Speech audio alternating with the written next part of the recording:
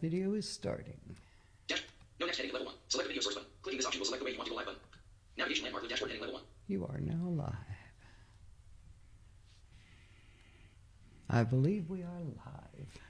Good. Now if I can just get the talker out of the circuit. No next block quote. No next block quote. Oh, What is wrong with NVDA right now?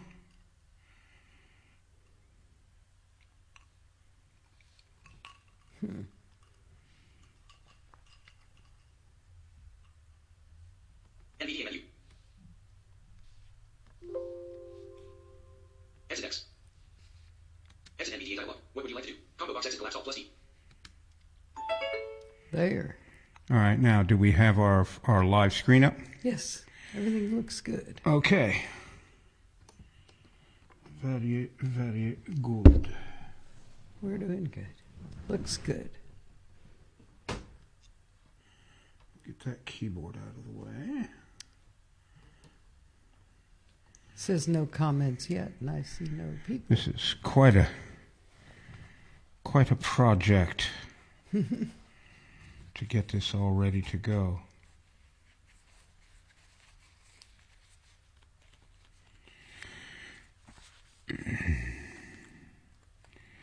Tell a joke or something. I'll put my picks on here. I'm no good at it. We'll watch you put your picks on. That's an interesting thing. If you say so. Sit in the bakery and watch the buns rise.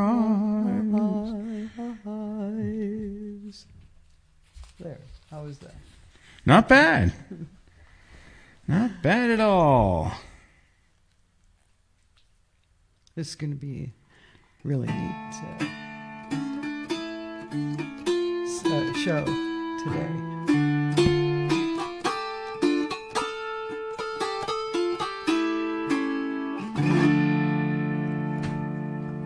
What was that? Oh, Indie. see things that go bump in the. Things that could bump in the night. Yeah. Yeah. That's a perfect What was thing. that?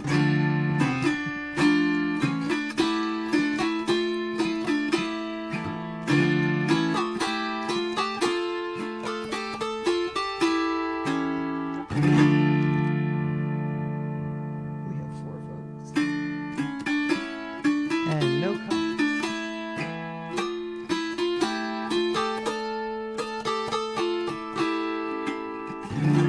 Maybe someday I'll learn to play this.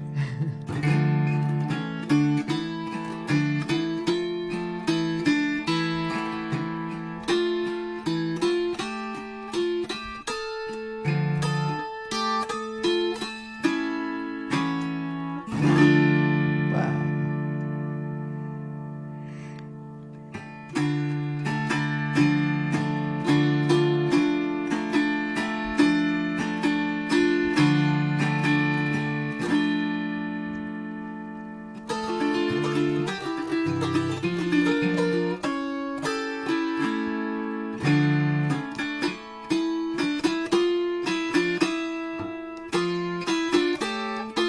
It is now 12:50. 12:59. We're about ready to get underway, folks. Yes. The clock says 1. The computer says 12:59. Yeah, that clock is It's minute fast. always fast. It's a design flaw.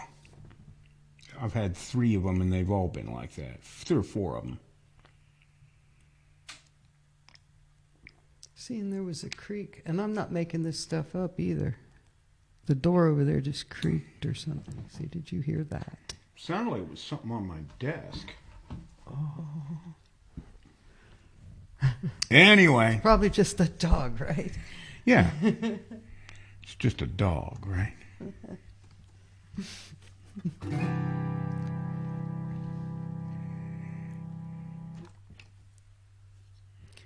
It is 1 o'clock. All right. Well, then I guess it's time to get underway. Yes. Good afternoon, everybody. from sunny and rapidly warming North Alabama. We've been in the deep freeze all week, Yes, we have. but it seems to be warming up today, finally. There are 5 Saturdays in this month, so this will be the last Saturday of October, the last show of October. So we are going to haunt you with our 2022 Halloween Spooktacular. We've got ghosts and ghouls and monsters and bad people and spirits and all kind of folks just to terrify you here this afternoon.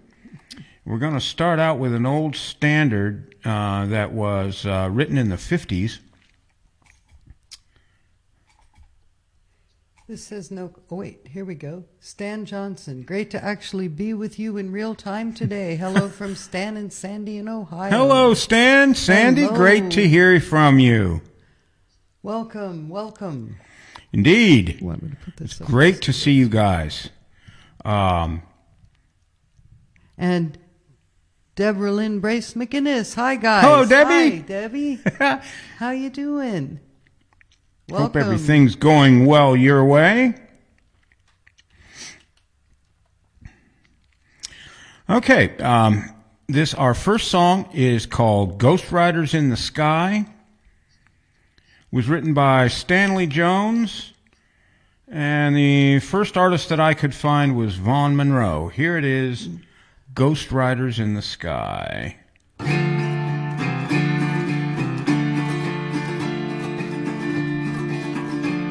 And no cowpoke went riding out one dark and windy day. Upon a ridge he rested as he went along his way. Then all at once a mighty herd of red-eyed cows he saw, plowing through the ragged sky and up a crowd he'd draw. Their brands were still on fire and their hooves were made of steel. Their horns were black and shiny and their hot breath he could feel. A bolt of fear went through him as they thundered through the sky, for he saw the riders coming hard and heard their mournful cry, Yippee-yi-oh, yippee-yi-yay. Ghost riders in the sky. Their faces gaunt, their eyes were blurred, their shirts all soaked with sweat. They're riding hard to catch that herd, but they ain't caught 'em yet. 'Cause they got to ride forever in that rain up in the sky, on horses snorting fire.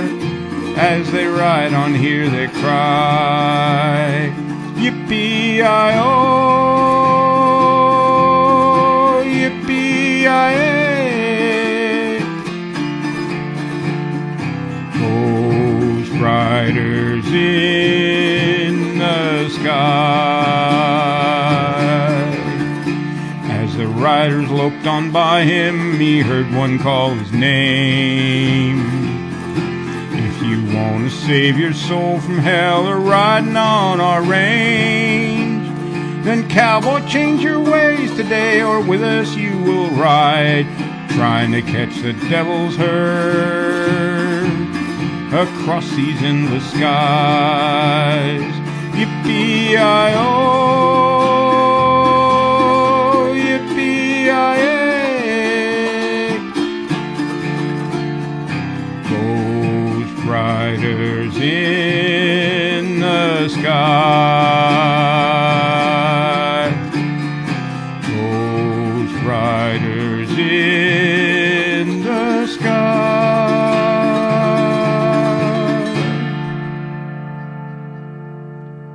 Wow. Ghost Riders in the It's a Sky. good one. All right. This song was written and recorded by a Canadian named Lenny Gallant,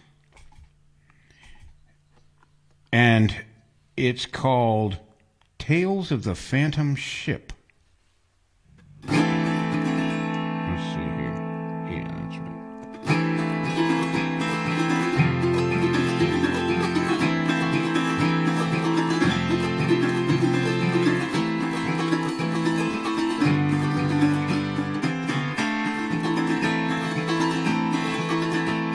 On a night as black as a raven's feather, when thunder cracks like the slap of leather, and the wind whips through the black spruce on the shore. The waves are pounding on the beaches harder as the last of the fishermen reach safe harbor. The wind turns cold, cuts to the core. Out on the wide Northumberland Strait, ball of fire skips o'er the waves, and those who watch, they can't believe their eyes. There's a burst of flame and a flash of light. There on the tide is a frightening sight. A tall ship all aflame lights up the sky.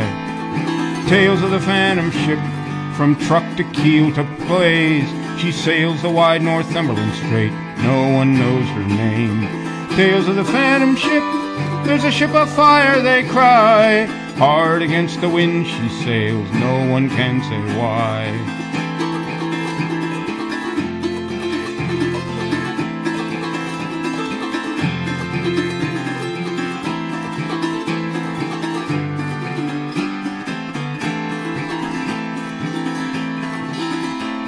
It's said she's a three-masted square rigger, 400 tons or maybe bigger, with fire at every rope and spar and sail. Out of the east, the wind blows west, she plows the strait on an unknown quest, cutting through the waves with the strength of a full-force gale. But why she appears there's none can know. Some say it's nothing but a moonlit glow, but those who've seen her swear they tell no lies. They tell how her bow suddenly drops down, and into the depths of the strait she's bound, and the wind goes wild with wailing, chilling cries. Tales of the Phantom Ship, from truck to keel ablaze. She sails the wide Northumberland Strait. No one knows her name. Tales of the Phantom Ship. There's a ship of fire, they cry. Hard against the wind she sails. No one can say why.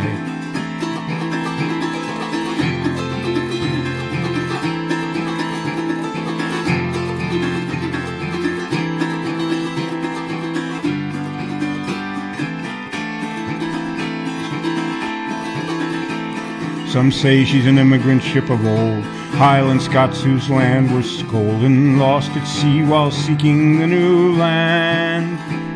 Or a ghostly American privateer that plundered innocent harbors here, cursed to sail the strait, forever damned. But an old man sang a song to me, 600 Acadia drowned at sea, deported long ago from St. John's Isle.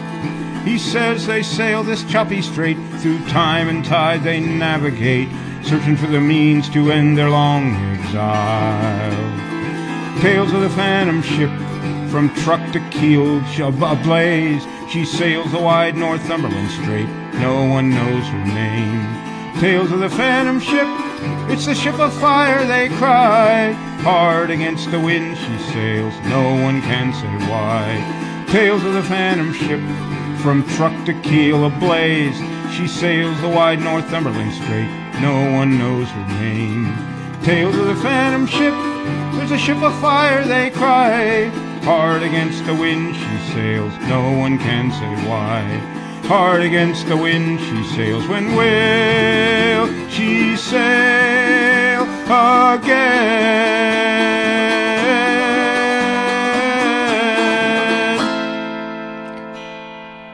Whew. That one just, you feel like you're moving with the... Yeah, you're right there with that one. Yeah. Hillary is here, Hillary Robinson. Hello, Hillary. Hi from Northern Ireland. And Bob Hale. We are tuned in from Suffolk, UK. Bob and Bren. Welcome, Hey, Bob, you guys. Brenda. Welcome. Welcome. Good to have you with us on our spooktacular. Our Halloween Spooktacular. Glad to see you both. Facebook's been not allowing me to invite people to my events or anything lately, so until they get over their tantrum, it's kind of hard to get the word out. Yeah.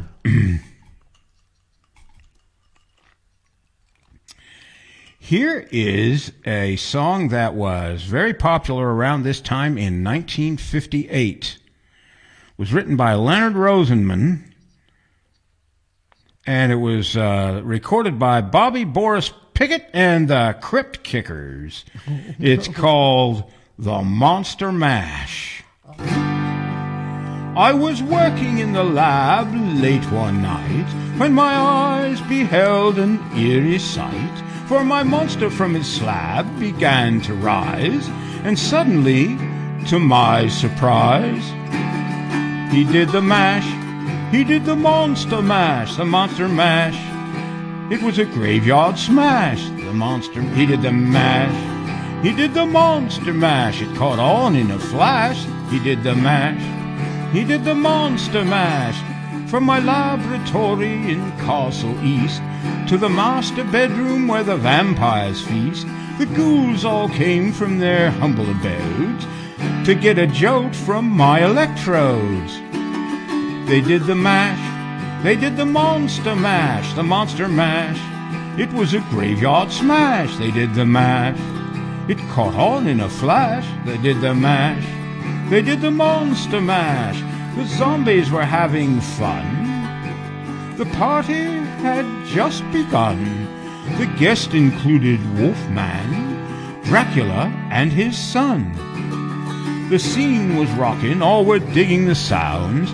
Igor on chains, backed by his baying hounds. The coffin bangers were about to arrive with their vocal group, the Crypt Kicker Five. They played the mash. They played the monster mash, the monster mash. It was a graveyard smash. They played the mash. It caught on in a flash. They played the mash. They played the monster mash. Out from his coffin Drac's voice did ring. Seems he was troubled by just one thing. He opened the lid and shook his fist and said, "Whatever happened to my Transylvania twist?" It's now the mash. It's now the monster mash, the monster mash. And it's a graveyard smash. It's now the mash. It's caught on in a flash. It's now the mash. It's now the monster mash. Now everything is cool. Drac's a part of the band. And my monster mash is the hit of the land. For you, the living, this mash was meant to. When you get to my door, tell them Boris sent you. Then you can mash. Then you can monster mash, the monster mash, and do my graveyard smash. Then you can mash. You'll catch on in a flash. Then you can mash. Then you can monster mash. Mash good. Easy, Igor, you impetuous young boy. Mash good.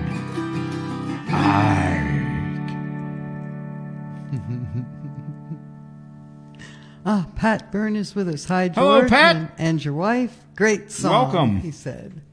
Yes, I love that song.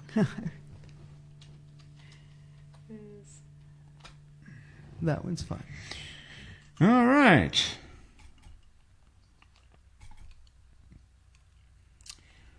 Okay, let me grab a little bit of something to wet my whistle.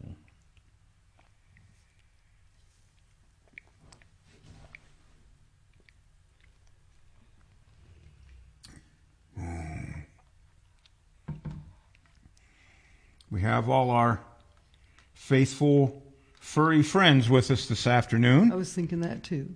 All of them are here. Sadie's lying on the bed that's in here, and Lulu's over in her usual corner. And my new guide dog, Indy, is in his crate, probably sleeping. I don't doubt that. I haven't heard a peep over there. Of course, he might be listening to the music. He loves music. He does. It's great. Okay. Here's a song that was written by Charles Green and recorded by Phil Harris and his orchestra in 1950. It's called The Thing.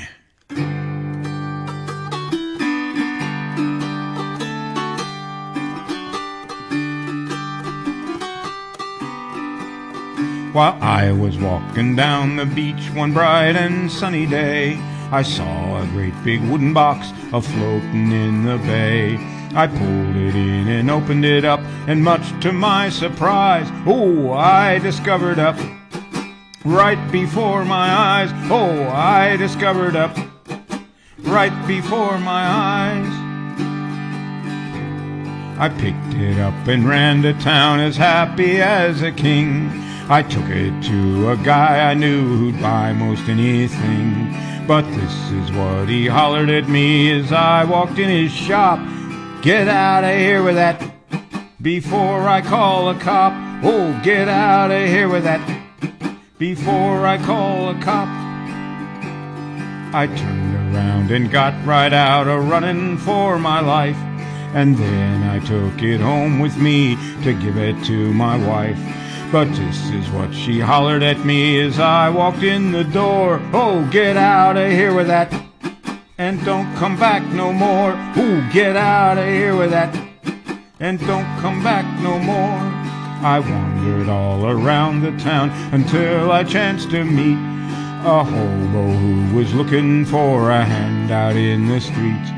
He said he'd take most any old thing, he was a desperate man. But when I showed him up, he turned around and ran. And when I showed him up, he turned around and ran. I wandered on for many years, a victim of my fate, until one day I came upon St. Peter at the gate. And when I tried to take it inside, he told me where to go. Get out of here with that and take it down below. Get out of here with that and take it down below. The moral of this story is, if you're out on the beach and you should see a great big box and it's within your reach, don't ever stop and open it up. That's my advice to you, 'cause you'll never get rid of the, no matter what you do. No, you'll never get rid of the, no matter what you do.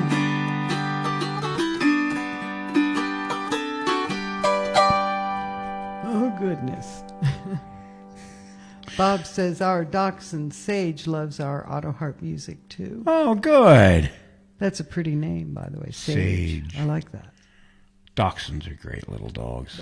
They're very smart.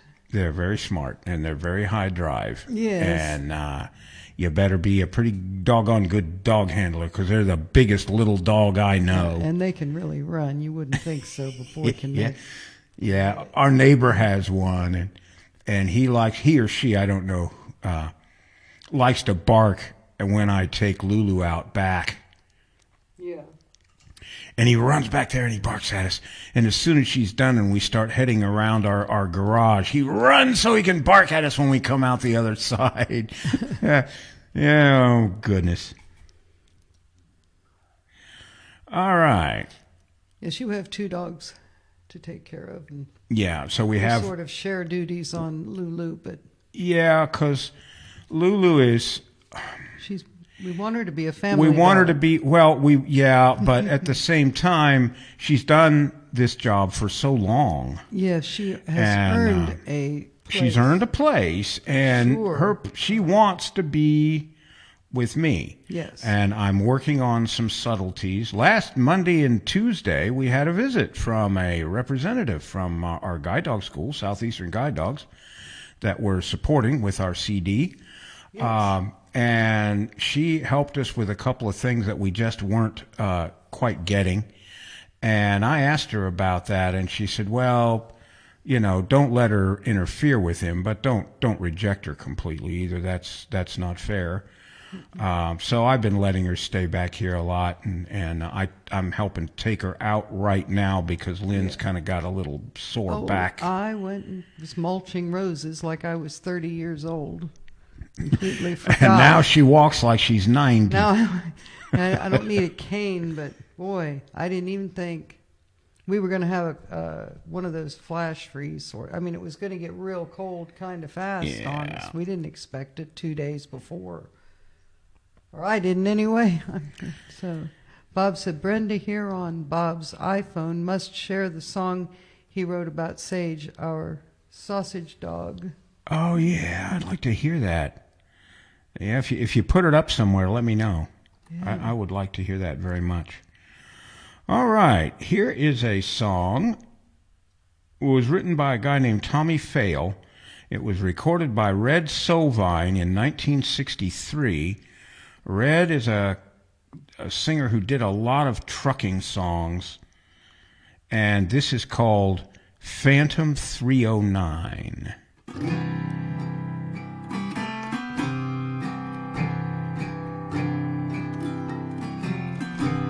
I was out on the West Coast trying to make a buck, and things didn't work out. I was down on my luck. Got tired of roaming, bumming around.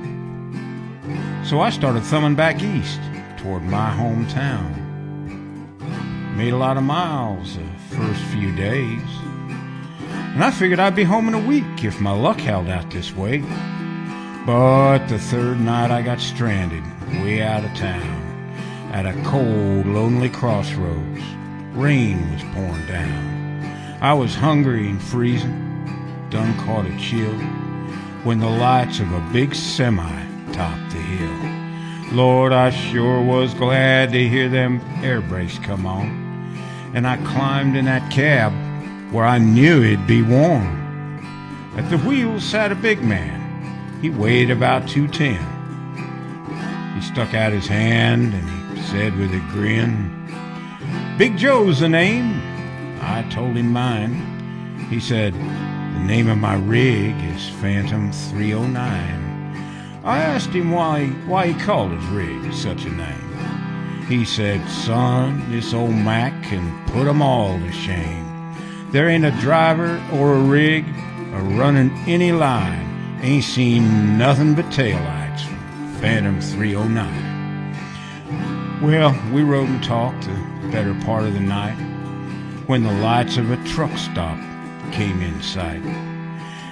He said, "I'm sorry, son, this is as far as you go, 'cause I gotta make a turn just on up the road." Well, he tossed me a dime as he pulled her in low and said, "Have yourself a cup on old Big Joe." When Joe and his rig roared out in the night, in nothing flat, he was clean out of sight. Well, I went inside and ordered me a cup. Told the waiter Big Joe was setting me up. You could have heard a pin drop. It got deathly quiet, and the waiter's face turned kind of white. "Well, did I say something wrong?" I said with a halfway grin. He said, "No, this happens every now and then. Every driver in here knows Big Joe. But son, let me tell you what happened about 10 years ago. At the crossroads tonight, where you flagged him down, there was a busload of kids coming from town, and they were right in the middle when Big Joe topped the hill. It could have been slaughter, but he turned his wheels. Well, Joe lost control, went into a skid, and gave his life to save that bunch of kids. And there at that crossroads was the end of the line for Big Joe, Phantom 309. But every now and then some hiker will come by, and like you, Big Joe will give him a ride. Here, have another cup, and forget about the dime. Keep it as a souvenir from Big Joe and Phantom 309.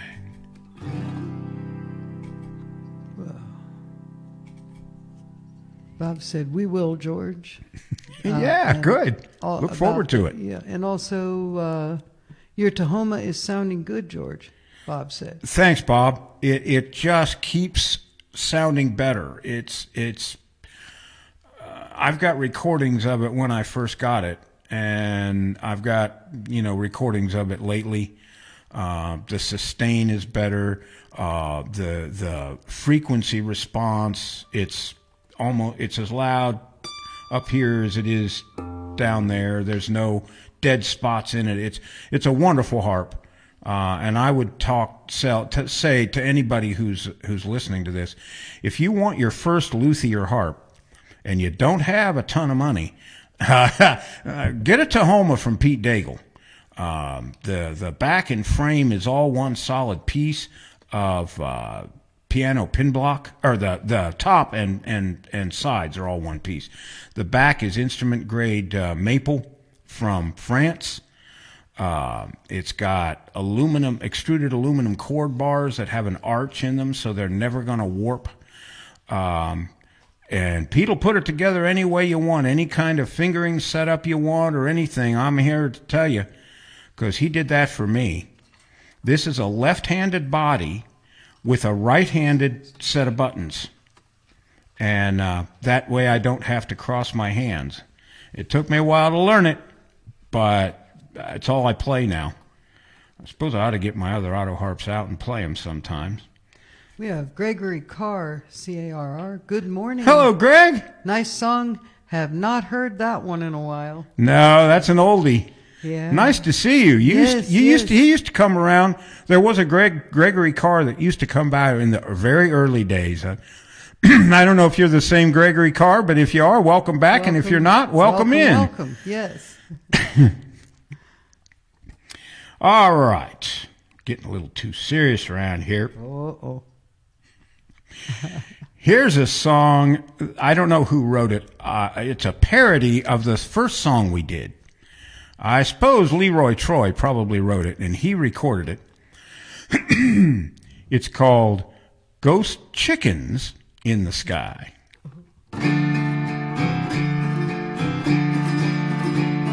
A chicken farmer took a walk out on his farm one day.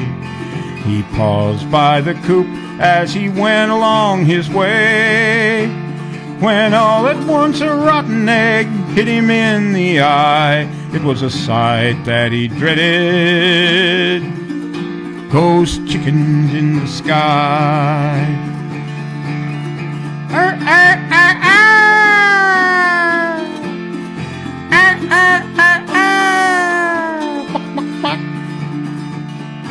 Ghost chickens in the sky.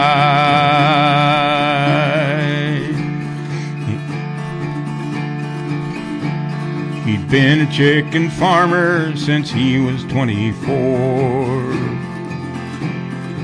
working for the colonel for 30 years or more, killing all those chickens and sending them to fry.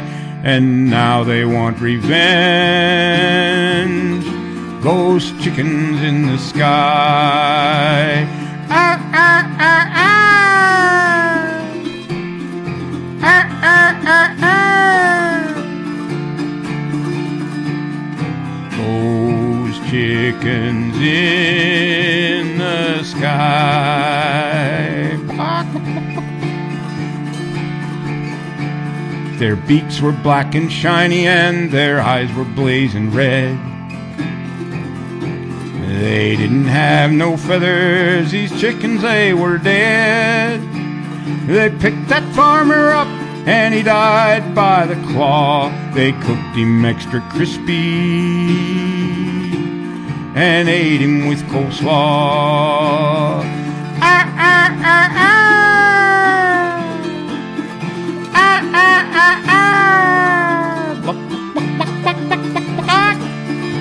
Those chickens in the sky.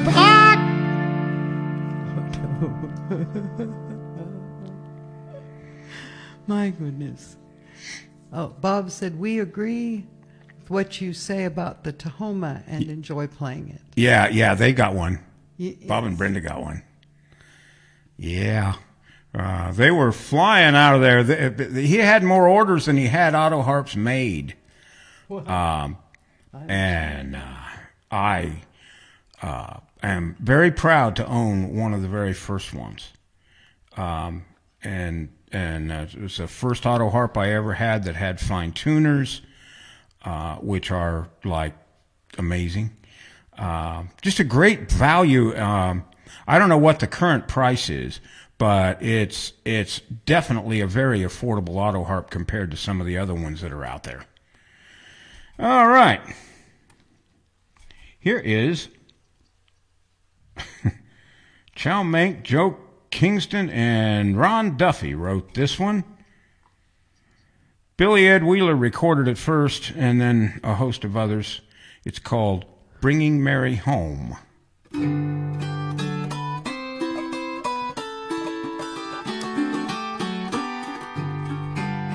I was driving down a lonely road one dark and stormy night when a little girl by the roadside showed up in my headlights.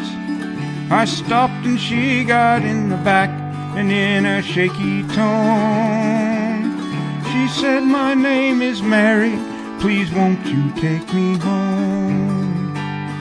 She must have been so frightened, all alone there in the night. There was something strange about her, 'cause her face was deathly white. She sat so pale and quiet in the backseat all alone. I never will forget the night I took Mary home. I pulled into the driveway where she told me to go. Got out to help her from the car, and I opened up the door. But I just could not believe my eyes, the back seat was bare. I looked all around the car, but Mary wasn't there. A light shone from the porch, a woman opened up the door. I asked about the little girl that I was looking for, and the lady gently smiled and brushed a tear away. She said, "It sure was nice of you to go out of your way. But 13 years ago today, in a wreck just down the road, our darling Mary lost her life, and we still miss her so. So thank you for your trouble and the kindness you have shown. You're the 13th one who's been here, bringing Mary home. You're the 13th one who's been here, bringing Mary home." Wow. Let's see then. Bob said, "Not good for chickens here in southeast England. Bird flu." Uh-oh. Yeah. And then he said, "I sing Little Brown Shack. And Flippa is here. I finally found you guys." I'm glad you Glad did. you did. I'm glad you did. Thanks for the song suggestion. I'm thinking about it. It's a little depressing. If I ever do one on death and funerals and stuff, it'll be right up in there, though. Mm-hmm. Yeah, Bob, that's bad because, the producers, once it hits, if you get one case, they, at least over here, they make you kill the whole flock. Yeah. So that's not good. Jerry Burgess Jr. is Hey, here. Jerry. I'm here, my friends. Good to see deal. you, Jerry. Nice to see you, Jerry. Welcome, you guys. Yeah, that can get... Yeah, bird flu is a bad deal because it can migrate to people. Yeah. It can mutate. I did not know this. Yep. I should, though.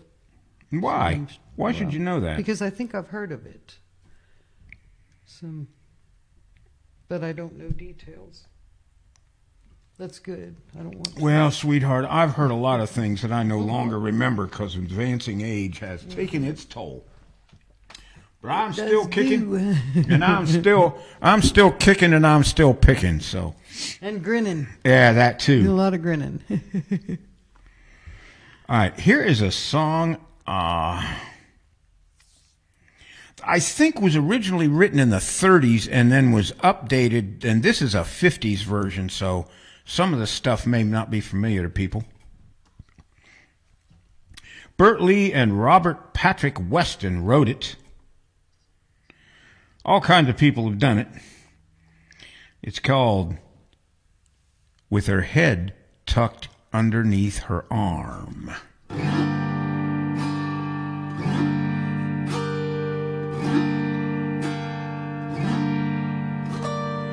In the Tower of London lodges life. The ghost of Anne Boleyn walks, they declare. For poor Anne Boleyn was once King Henry's wife, until he made the headsman bob her hair. Ah, yes, he did her wrong long years ago, and she comes up at night to tell him so, with her head tucked underneath her arm.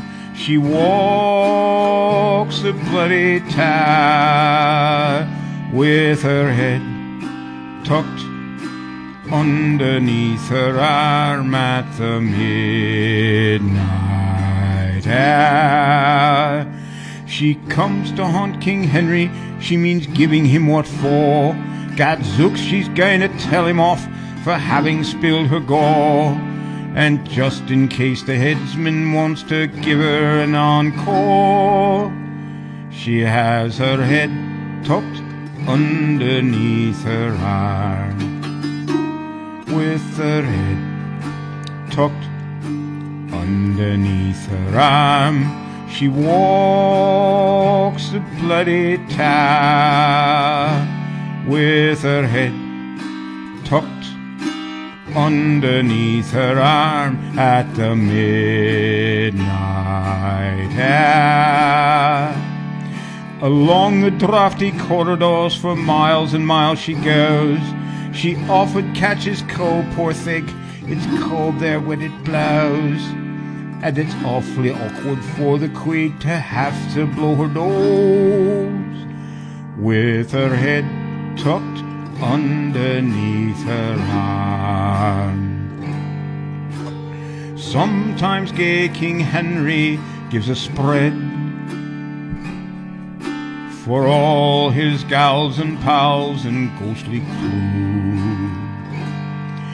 The headsman carves the joint and cuts the bread.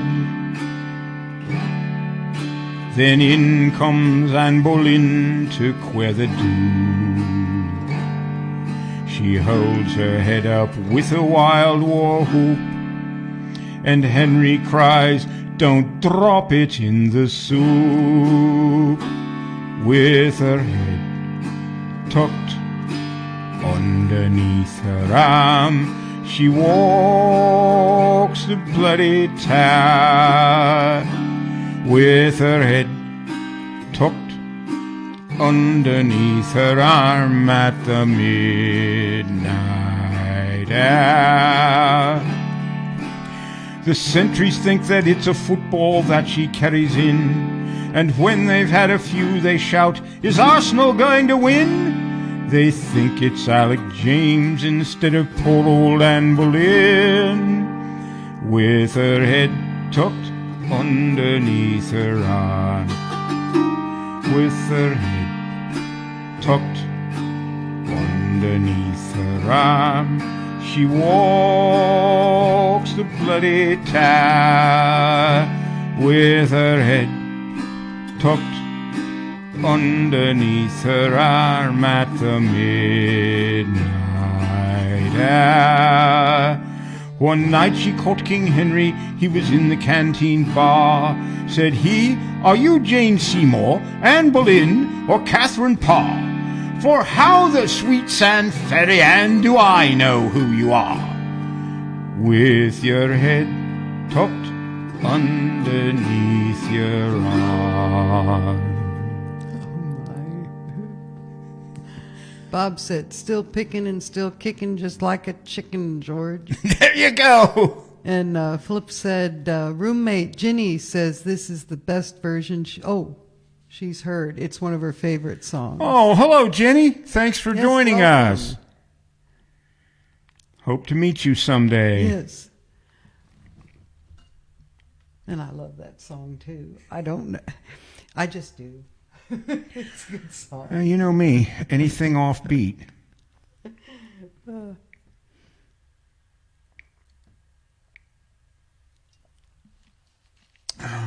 There have been more ghost stories written about this next guy than any other entity that I know of. Okay? It's called, it was written by Gene Gentry and J.B. Detterline Jr., and it was sung by David Allan Coe, and it's called The Ride. Not in that key, it's not. In that key, it's called a train wreck. I'm going to do what Ivan does. If I start out in the wrong key or pick up the wrong harp, you have to have a drink. Jenny said hi back, by the way. Good, thank you. I was strumming from Montgomery. Had my guitar on my back. When a stranger stopped beside me in an antique Cadillac. He was dressed like 1950, half drunk and hollow-eyed. Said, "It's a long walk to Nashville. Would you like to ride, son?" And I sat down in the front seat. He turned on the radio, and them sad old songs coming out of them speakers was solid country gold. Then I noticed the stranger was ghost white pale when he asked me for a light. And I knew there was something strange about this ride. He said, "Drifter, can you make folks cry when you play and sing? Have you paid your dues? Can you moan the blues? Can you bend them guitar strings?" He said, "Boy, can you make folks feel what you feel inside? 'Cause if you're big star bound, let me warn you, it's a long, hard ride."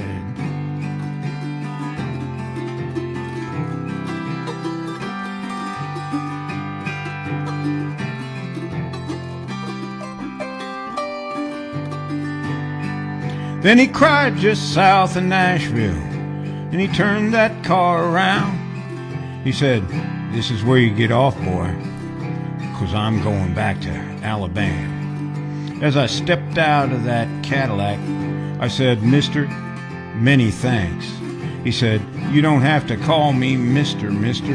The whole world called me Hank." He said, "Drifter, can you make folks cry when you play and sing? Have you paid your dues? Can you moan the blues? Can you bend them guitar strings?" He said, "Boy, can you make folks feel what you feel inside? 'Cause if you're big star bound, let me warn you, it's a long, hard ride." He said, "Drifter, can you make folks cry when you play and sing? Have you paid your dues? Can you moan the blues? Can you bend them guitar strings?" He said, "Boy, can you make folks feel what you feel inside? 'Cause if you're big star bound, let me warn you, it's a long, hard ride. If you're big star bound, let me warn you, it's a long, hard ride."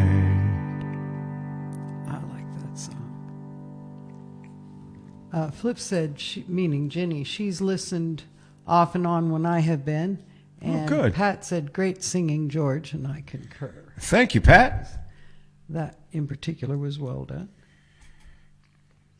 Now, this song is really supposed to be sung by a woman, and I tried to find a different song for this slot, and I didn't find anything I liked any better, so... Well... That's interesting. This was written by two guys, so that's something. Fred Ebb and Paul Klein. Betty Johnson recorded it in 1958, and it's called "The Little Blue Man."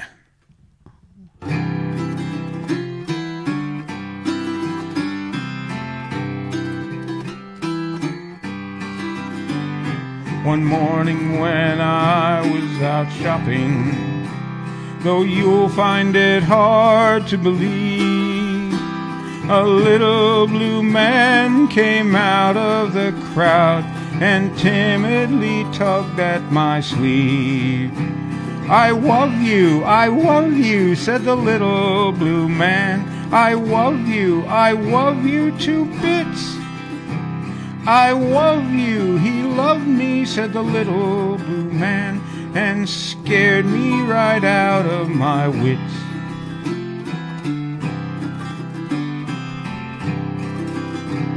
I hurried back to my apartment. I rushed in and I closed the door. But there on the desk stood the little blue man, who started to tell me once more. I love you, said the little blue man. I love you to bits.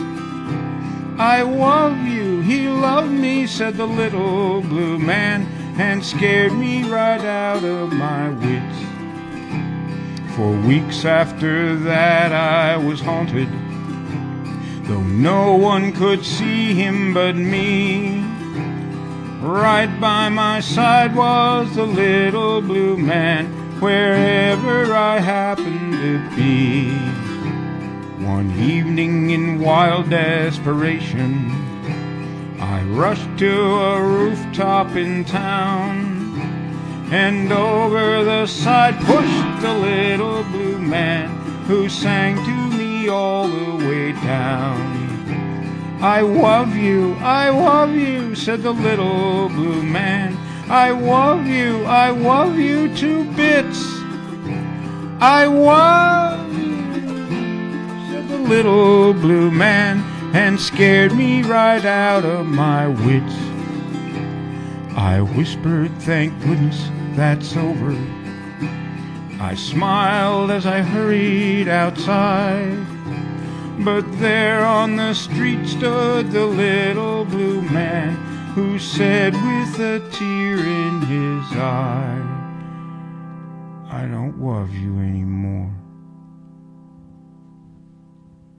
Oh. Little 50s xenophobia there. See, can you imagine having a friend who could get into anywhere?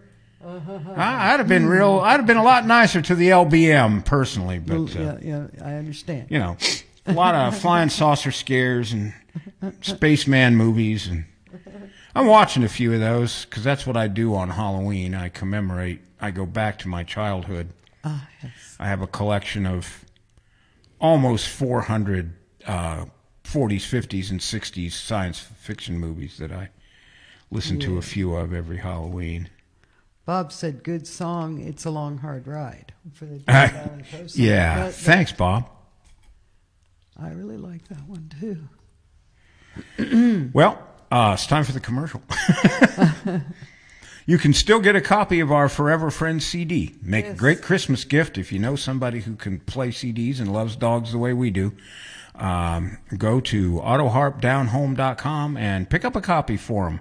And I want to thank each and every one of you who's already bought one and helped me to support Southeastern Guide Dogs in Palmetto, Florida, who provided me with my great 8th guide dog, Indy. He's amazing. He's an amazing dog. And we are now finally beginning to gel where we know what each other are all about, and it's just going to get better from here. It's kind of like driving up a hill in low gear, and then you get near the top, and you can shift into second, and pretty soon we're going to be in cruise control. It's great. He was having a problem. We have a lot of roads around here that don't have sidewalks, and they don't have curbs along them either. He was trained in an area that had all of that, and when he gets onto roads like that, he tends to see the road as a sidewalk, and he wants to walk down the middle, which upsets the local constabulary somewhat. Yes. Got into a little hassle with them Monday, but Not in a bad way. It was more. no, like they just wanted to make hey, sure are that you all right? yeah, that I kinda was way. all right and everything. I mean, they weren't rousting me hard. No. And the lady who was watching us came up and said, "No, we're working on it." and she showed me how using these new training methods to get him to do that. And Lynn will tell you he's hugging edges now, man. It's great. Man, He's just a nice dog. He loves to play, loves to have fun, but when it's time to work, he's all business. He's ready to go. So if you want to support the outfit that gave me that dog, and they are strictly donations. They don't have any government grants or any of that kind of thing. Grab a copy of Forever Friends on AutoHarpDownHome.com. And we and they would both really appreciate it. This song's kind of raw. So we go from kind of lightheartedness to this. It was recorded by Angry Johnny and the Killbillies. And I found it last year when I was looking for songs about Halloween, and it has the word Halloween in it. So I guess it qualifies. There you go. And it's called Creepy Pete.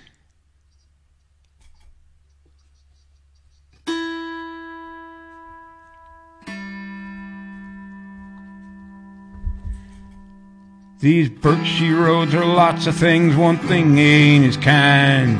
If it's a place you're gonna race, good luck crossing the finish line. The race starts down at Dewey's, 3 bourbons and a beer, and a handful of amphetamines to chase away your fear. The race goes round the reservoir, 10 miles of pure hell. Haven't been too many winners, not too many live to tell. The only rule is make it back. The only rule is be the first to make it back alive. Just put your money on the bar, get in the car and drive. My brother took on Creepy Pete one lonely year before. There's a cross out there on Pickle Creek next to a mangled ford. Old Creepy crossed a finish line, a smile on his face. Said a loser like my brother had no business in this race. So here we are on Halloween, 1 year right to the day. Creepy Pete is golden me, says I'm afraid to play. He says I'm just like my brother, that poor fool just couldn't drive. Tell him if he's got the nerve, let's take a little ride. Samantha begged me not to go see Pete, he's never lost. 11 times the finish line, old Creepy Pete has crossed. Your brother was a blast, he said, but you'll be much more fun. He hops in his Camaro, Dewey raises up his gun. A shot rings out, I say a prayer, I put it to the floor. I've run this race inside my head 1,000,000 times before. That Chevy pulls ahead of my old 67 Ford. He's got the devil on his side, let's hope I got the Lord. I take him on the first turn, he hits me in the side. He's laughing louder than he laughed the night my brother died. We barrel up through Shiner Ridge, he hits me hard this time. He tries to put my Galaxy into Rolling Pines. We're heading for the 1-lane bridge where my brother cashed it in. My 390 is knocking, but I keep that mother pin. Creepy isn't smiling now, he looks a little scared. I yell out, "This is for Rick, you rotten prick," as he sails through the air.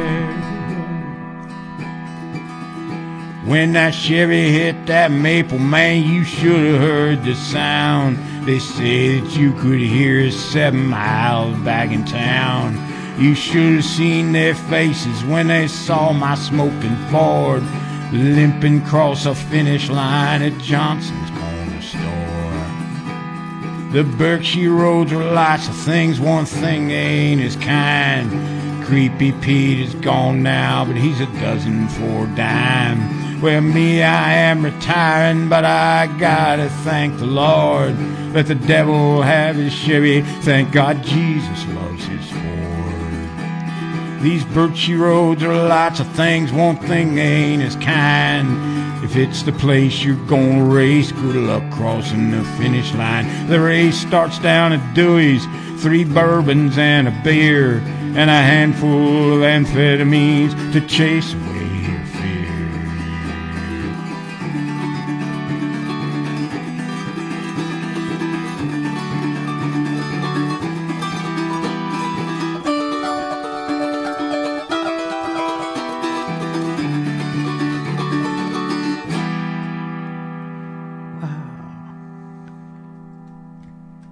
That was well done there. Thank you. Bob said, we like to hear the stories about your guide dogs. Oh, I could tell you some. Yeah, there's a few. He's my 8th guide dog. And he might, I don't think, he might end up being the best, but he's going to be right up there in the top few. Yeah. He's a better guide than Lulu was, but she's a whole lot more devoted. Indy and I can get in real trouble out there, and Lulu would not allow that. But again, I had to train her from scratch, and it was 5 months before I ever went anywhere without somebody with me. Right. So I'm already doing things with him alone, just us. Mm-hmm. So he's going to be great.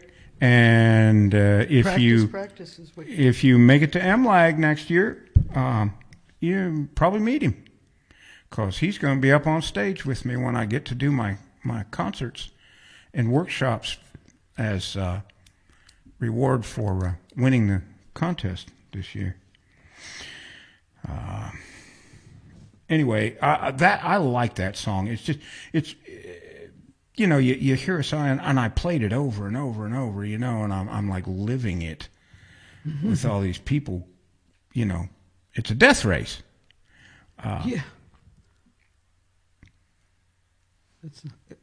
You're right in it.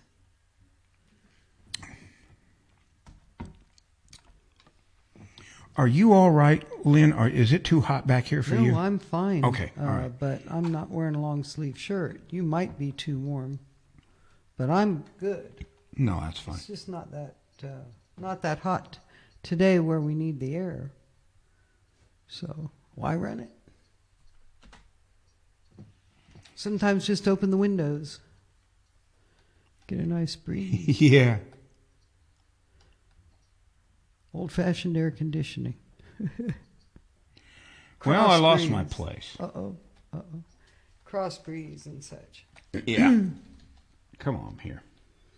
And then dogs go check it out. Catch up on the nose news, whatever they can get out there. Yeah. Okay. Here's one I've done a bunch of times. Pardon me. First heard it on the Dr. Demento show, which was Barry Hansen was Dr. Demento, and I remember. I had a friend who collected a lot of his shows. So if you ever want to go demented, if you ever want to get demented, we can do it. Yeah, buddy. Okay. I first heard this song on his show, and I've done it a bunch of times. It was written by a guy who bills himself as Flippy T. Fishhead. Oh, my. Now, we all have problems. Everybody's got problems. The world's got problems. You may have problems with the world, but everybody's got problems. And if you moan and groan about them too much, or you get mad about them too much, or whatever, sure as hell, some sanctimonious son of a gun's going to come along and say, well, if you just look around a little bit, you'll find someone who has bigger problems than you've got. Well, that's true, I suppose. And I used to just blow that off. But this song is about a guy who has a problem so devastatingly debilitating. That's hard to say. Well, you saw I didn't do it real well the first time around. Give me a few beers and then see if I can say devastatingly debilitating 3 times fast. Anyway, this song is about a guy who has a problem so debilitating that, well, whenever I think about my problems, they just pale in insignificance. So here's Flippy's song.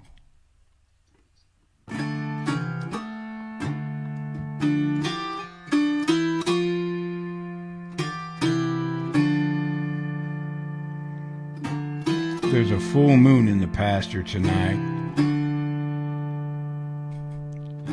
It hangs like a fine and polished pearl, so pure and white. The average guy finds such beauty in his light, but I'm a werecow.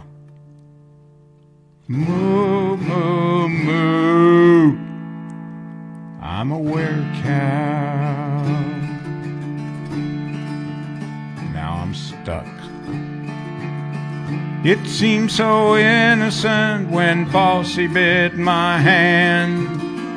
I was just trying to milk her, but I didn't understand that Bossy really was Pierre the handyman. He was a werecow. Moo, moo, moo. He was a werecow. Moo, moo, moo. He was a werecow. By day I worked the fields here on my daddy's farm. By night I roamed the neighbor's place in search of corn, chewing my cud and trying to keep my udders warm. I'm a werecow. Moo, moo, moo. I'm a werecow. Moo, moo, moo. I'm a werecow. The mornings after always make my family wince. I know it's hard for them to try and make some sense of finding me naked with my head stuck through a fence. I'm a werecow. Moo, moo, moo. I'm a werecow. Moo, moo, moo. I'm a werecow. I found this gypsy who said she could break the curse. She said she sympathized with me, but she'd seen worse. Said Lon Chaney Jr. used to be a client of hers. She was pretty, wore a real nice dress. Shoot, I was impressed. She asked for money and I gladly said I'd pay. But when she said $1 million, I swear I was enraged. So I bit that gypsy. Now, well, we're engaged. She's a werecow like me. Moo, moo, moo. She's a werecow. Moo, moo, moo. She's a werecow. And a right pretty little heifer she is too. These days the sheriff lets me spend my nights in jail, so I won't hurt nobody when the moon turns pale, or end up some entree at the local steak and ale. I'm a werecow. Moo, moo, moo. I'm a werecow. Somebody call a vet. Yeah, I think I'm getting a touch of milk fever. I'm a werecow. Oh, my. Oh, goodness. Oh, Bob said, wish we could go to MLAG and meet you and Indy and wish you could visit us in England. I could visit you in England, but I'm not sure they'd let Indy in. They're real strict about that because of rabies and other things. That would require a bunch of planning. But boy, would it have fun. Boy, would we have a good time. Yeah. Probably wouldn't get a lot of sleep, but Oh. yeah, I'd love to do that someday.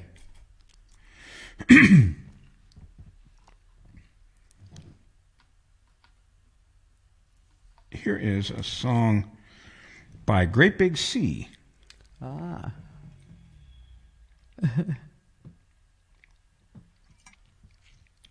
Sadie likes Great Big Sea, apparently. Apparently. Big sigh from Sadie.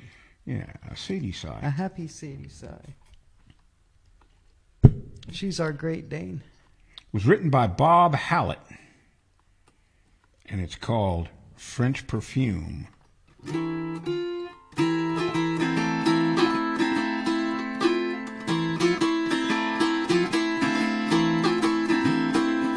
He's of a bold young smuggler.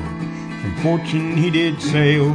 He rode the waves from St. Pierre, and he never saw the jail. He filled her up with contraband, perfume, smokes, and rum, and he hoped the fog was thick enough to make another run. You can still see the sight on a winter's night of his wake in the light of the moon. If the wind turns right, if you don't take fright, you can smell that French perfume. But the Mountie boat was waiting as he crawled up Forger Bay, and when they hit the spotlight, it was like the light of day. He didn't bring her head round when they told him to heave to. He opened up the engines and he ran for Spanish Room. You can still see the sight on a winter's night of his wake in the light of the moon. If the wind turns right and you don't take fright, you can smell that French perfume. They said they heard him laughing with the Mounties closing in, his engine screaming murder and his face set in a grin. The seagulls started lifting like an angry banshee choir. They hit the rocks at 50 clicks and the sky lit up with fire. It's of a bold young smuggler, from fortune he did sail. He rode the waves from St. Pierre and he never saw the jail. And when it's cold and foggy on the rocks near Spanish Room, they say you hear him laughing and you smell that French perfume. You can still see the sight on a winter's night of his wake in the light of the moon. If the wind turns right and you don't take fright, you can smell that French perfume. You can smell that French perfume. Wow. Stephanie Griffith is with us. Had a big likes, thumbs up sign. Hey, Stephanie. Hey. Welcome. Nice welcome. to see you. Terry Linder. Hello. And, Hello, Terry. Hearts and I don't know what the other symbols are. It's hard for me to see from here, but thank you. Thank you, Terry. Join Periscope Musicians. You can hear Terry do live streams. She's good. She's real good. It's great to see you guys. Oh, Terry said I'm dancing. I see. That's a dancing. girl. Okay. Yes. And a care face, too. Yeah. So, good to have you with us. Lynn's not real great at pictographs. Well, it's not that. I'm having trouble from here to there actually seeing with my glasses. I need to get upgraded.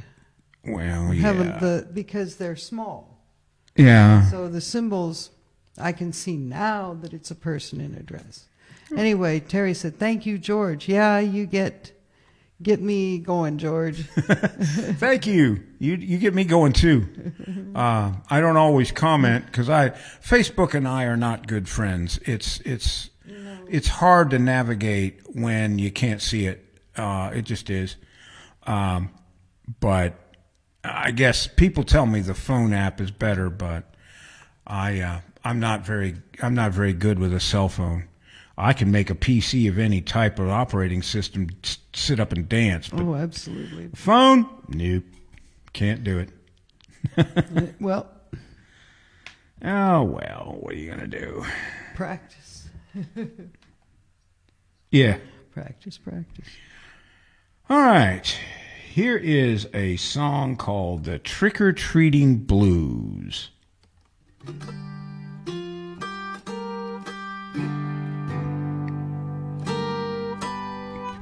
Okay.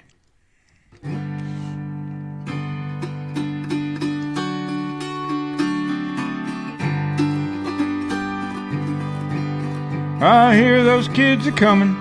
It's Halloween again, and I ain't got no goodies. I'm out of M&Ms, and I'm stuck inside this dark house. Doorbell keeps ringing on, but those monsters keep on coming, traipsing across my lawn. When I was just a young boy, my mama dressed me up, put me in a pink dress. Kids called me Buttercup, but I punched a kid for laughing just to watch him cry. When I hear that doorbell ringing, turn out the lights and hide.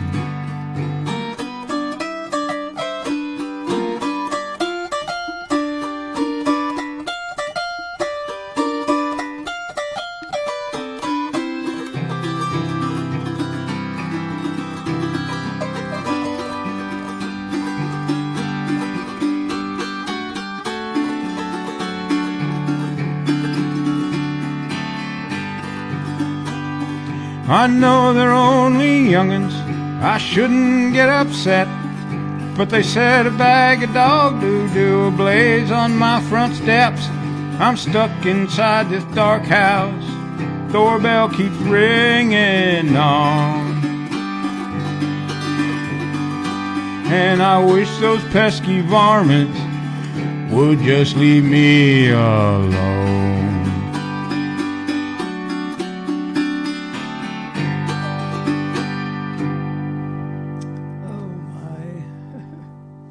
Bob said, we enjoy listening to your show on Saturday here tonight in front of our warm fire and a glass of wine, homemade, and our sausage dog sleeping on the sofa. How good is that? Hey, it doesn't get any better than that, Bob.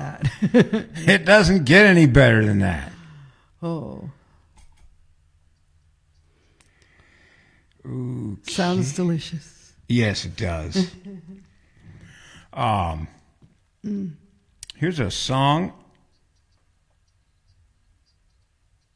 that was written by committee. Charlie Daniels was one of them. Let me see if I can. Nah, the others will just have to know they did it. Most of them are probably dead by now anyway. It was done by the Charlie Daniels Band. It's called "The Legend of the Woolly Swamp."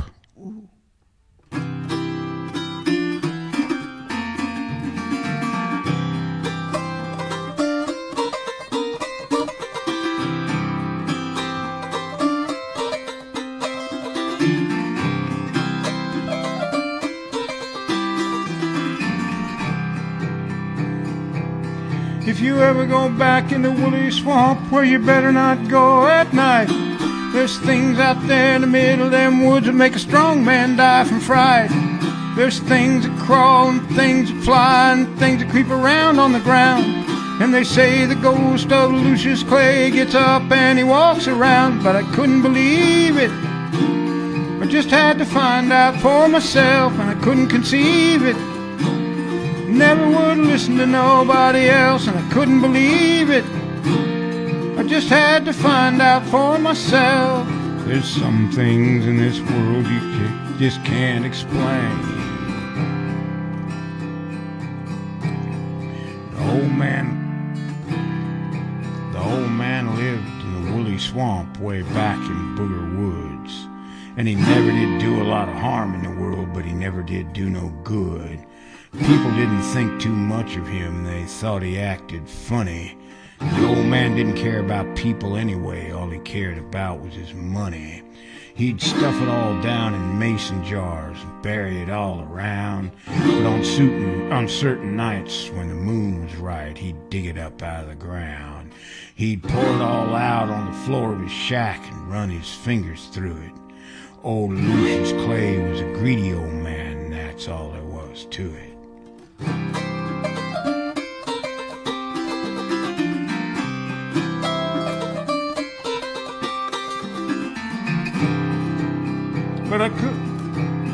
But I couldn't believe it. Just had to find out for myself, and I couldn't conceive it. 'Cause I never would listen to nobody else, and I couldn't believe it. Just had to find out for myself. There's some things in this world you just can't explain. The Caleb boys were white trash. They lived over on Parvis Creek. They were mean as a snake and belligerent, and sneaky as a cat and belligerent when they'd speak. One night the oldest brother said, "Y'all meet me in the woolly swamp later. We'll take old Lucius's money and we'll feed him to the alligators."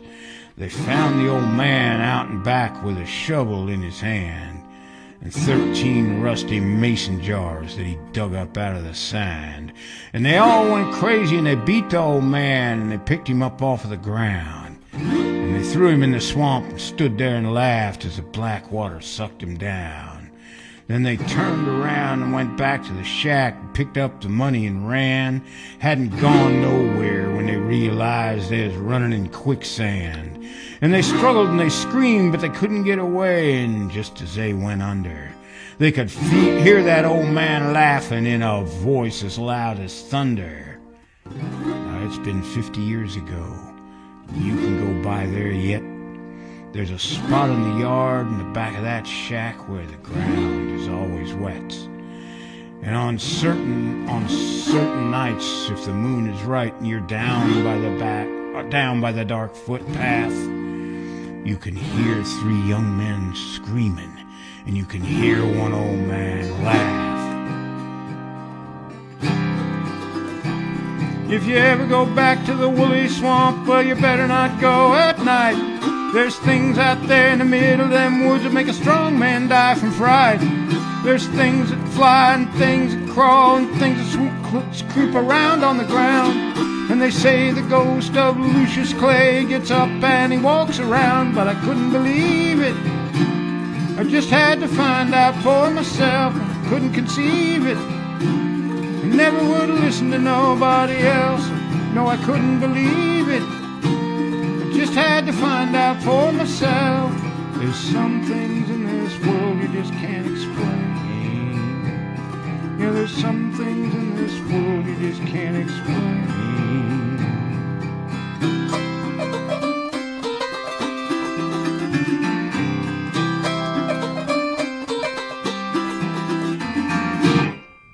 Whoa. Oh, Debbie Lane is here. Good afternoon. Hello, Debbie. Hi, welcome. Welcome in. Yes. Yeah. It's good to see you. I hope you're doing well. And I'm glad you were able to join us for our Oh, yes, sir. last show of October. When do we come back? Second Saturday in... Quick calculation. We will be back on Saturday, November 12th. Saturday, November 12th. Yeah. So I get an extra week to prepare. This week was kind of... Oh, the last 2 or 3 shows since Indy's been here. Yeah, I don't have as much time to devote to him because I've got to go out and walk with him and work with him, and that takes hours out of the day. Mm-hmm. If you don't keep energy too, especially at first, if you don't keep the dogs training up, and then you need them, they'll look at you like, "What? Are we doing this now? I didn't think we were doing this anymore. I want to chase that squirrel," or something. Well, yeah, things become important. Especially with labs, the shepherds weren't quite as bad that way, but they have to be kept They have to be worked, especially, like say, right now. For the next 2 or 3 months, it's going to be pretty hectic. But anyway, we're going to put the show together on the 12th of November. I don't know for sure if I can get enough practice time in. I'm going to do a show called More Forever Friends. Yes. And it's a whole bunch of dog songs that I really like, but that didn't make the CD. So, dog lovers, beware. I'm probably going to be able to do that. Old Shep, Old Rattler, Hound Dog Man. Was there one Big Black Dog? Big Black Dog. Lots of other songs like that. That I think that's what I'm going to try to do. I put the show together, I don't know, 6 weeks ago, and I was going to do it, and I just could not learn the music to the level that I wanted to learn it to perform it. Yeah. But anyway, the 12th of November is the next time we'll get together, and then the 26th, and then the 10th, and then our second show in December falls on Christmas Eve, and I don't know if anybody's going to want to do this on Christmas Eve or not. I'd kind of like to get some thoughts on that, and I'm gonna certainly be. Oh yeah, we'd happy be to willing. do We it. don't have We kids would, or anything yeah. like that. We could do it, but That's, other people have yeah. obligations. So I'm gonna talk about it on the Facebook groups. Bob said we'll tune in on the 12th of November. Sounds good. Yeah, we're not done yet, by the way. So I'm just talking about this stuff. So let's see here. Well, we still have It's 2:22. Yeah, we're gonna finish early. Right there. We're gonna finish a little bit early, and I have run out of liquid refreshment here. Oh. I can take care of that if you like. Well, Because I sort of have two. I have a little bit of. I was wondering how I get through on just that little bit it's of. kind of hot back here. Yeah. If you can do a quick, you could fill this like half full, Yes. and get yourself something else. And I will do a song, and I will slow it down a little. Okay. Bob says Christmas Eve sounds good to us.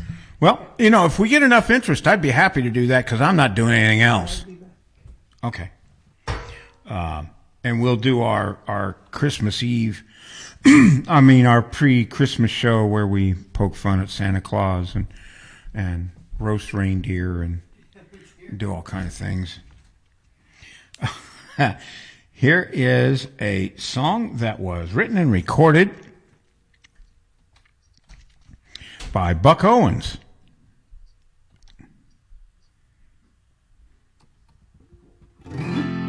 It's called Monsters Holiday.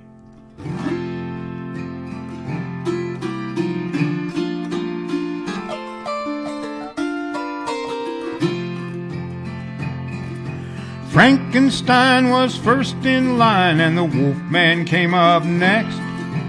Dracula was doing his stuff, breathing down my neck. Jump back, make tracks, here comes the hunchback, you better get out of his way. Fee, fee, fi, fi, fo, fo, fum, it was a monster's holiday. Well, I hopped into bed, covered up my head, said I'm gonna get a good night's sleep. I got woken up about 12 o'clock and I jumped right to my feet. There was gremlins, goblins, dragons, and zombies. Lordy, what an awful sight. I said, good buddy, you may get me, but brother, let me tell you that it's gonna be after the fight. Frankenstein was first in line, and the Wolfman came up next. Dracula was doing its stuff, breathing down my neck. Jump back, make tracks, here comes a hunchback, you better get out of his way. Fee, fee, fi, fi, fo, fo, fum, it was a monster's holiday.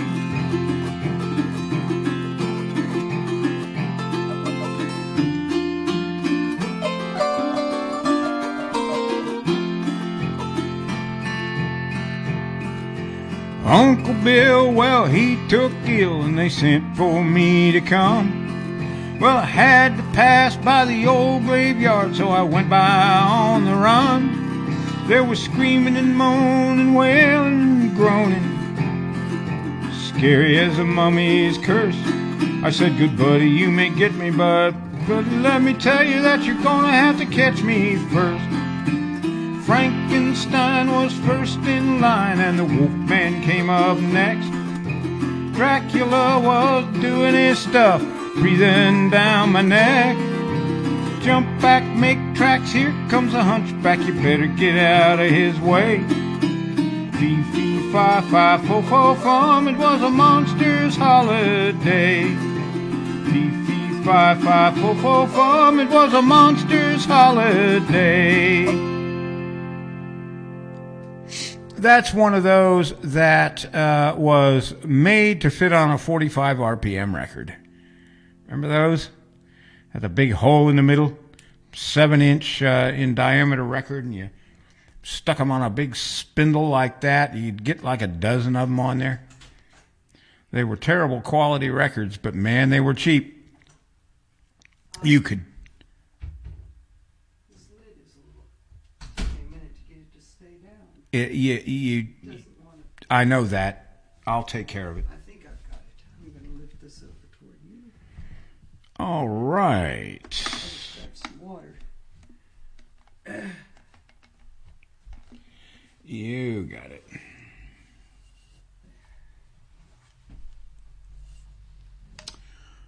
We did Monsters Holiday by Buck Owens while you were out I was doing the ghostly disappearance thing. doing the That's what I was doing. That's okay. It doesn't matter.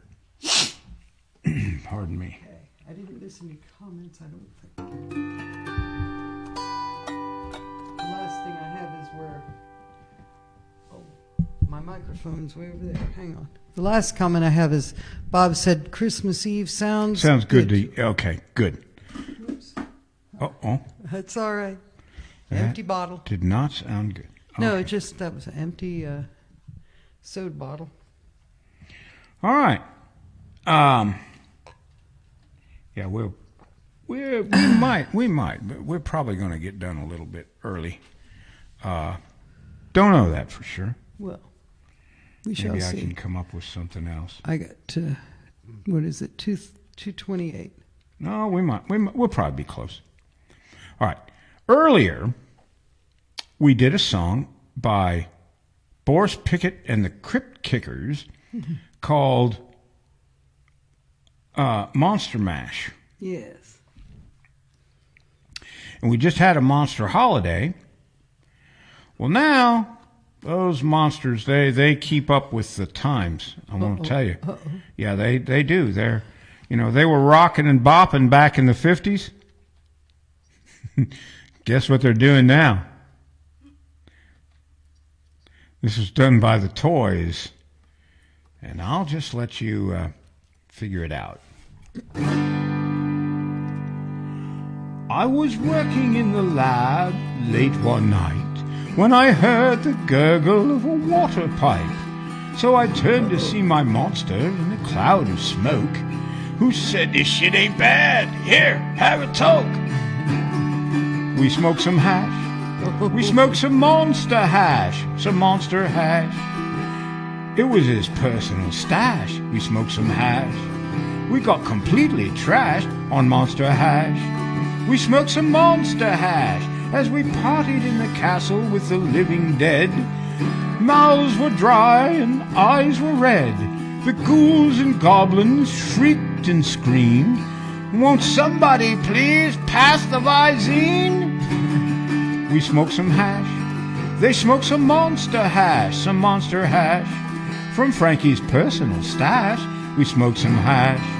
And they all was smashed on monster hash. They smoked some monster hash. The mummy was toking on a bong. The wolfman said, don't bogart that, pass it along. The swamp thing was toasted, rolling on the floor, laughing hysterically and pleading for more. The scene was rocking as the werewolves moved to the undead reggae band's dance hall grooves. Meanwhile in the kitchen, Frankenstein baked some Alice B. Toklas brownies and cakes. We ate some hash. We ate some monster hash. It had the graveyard smashed. We ate some hash.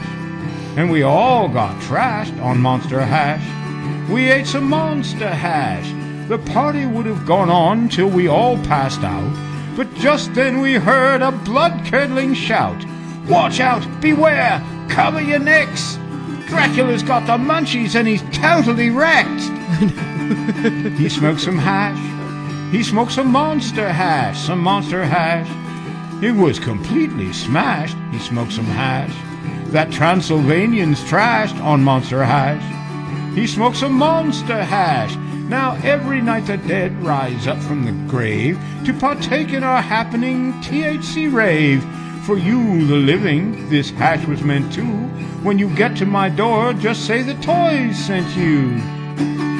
We'll smoke some hash. We'll smoke some monster hash. And we'll all get trashed. We'll smoke some hash. From my personal stash of monster hash. We'll smoke some monster hash. That shit good. Easy boy, say some for daddy. That's good. Arg.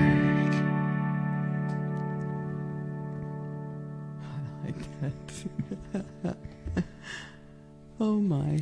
Yeah.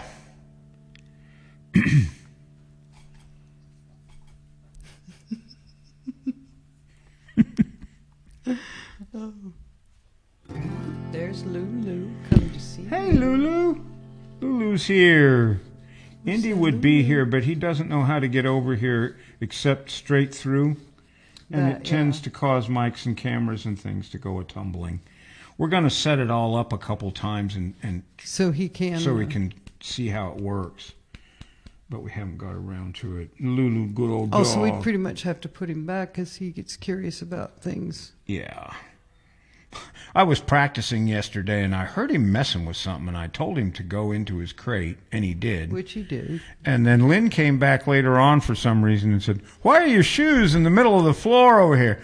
Yeah, one over here and one over there. He liked to untie them there for a while. When when I first got him, he said, if you pull this little string right here, it comes untied. And then you have to tie it, and then I'll pull the string. And he's very puppy-like. Kathy Chrysler is here. Hey, Kathy! Hey, I love the Monster Mash song, she said. Thank you. Wow, it's good to see you. I hope you all are doing good. Oh, my, yes. Wow. Welcome, welcome. She's one of the few people that Facebook permitted me to invite. I see. I always invite Kathy and Larry. I always invite Kathy and Larry. Give our best to Larry. Yes, do. I was thinking that as well.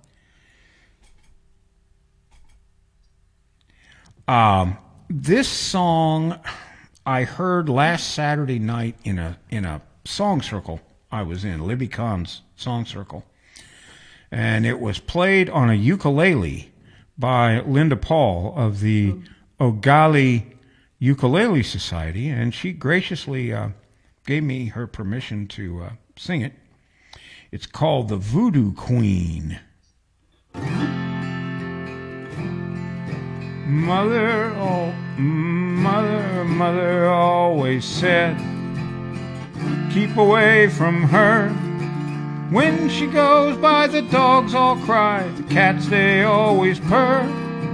She's the voodoo queen, up from New Orleans. Here she comes now, looking like the universe is all hers. Voodoo Queen Marie, she ran the town of New Orleans, ran it since her middle teens like it was her favorite toy. Well, that's just fine because that's just exactly what it was. There ain't nobody, ain't no laws made to fit Queen Marie. Has she got the power? Don't the men all stare? Golden hoops and rainbow clothes and and long black shiny hair hanging to her hips, cherry-colored lips. Other women walk on the earth, but others sail on the air. Folks tell fabulous lies. They say the green light shines from her eyes. They say that she's a cat in disguise. Say there's horns on her head. Say she's married as well. Said she wedded the devil in hell. Turned him into a big black snake. Keeps him under her bed. Watch that woman shake. She's dancing with her snake.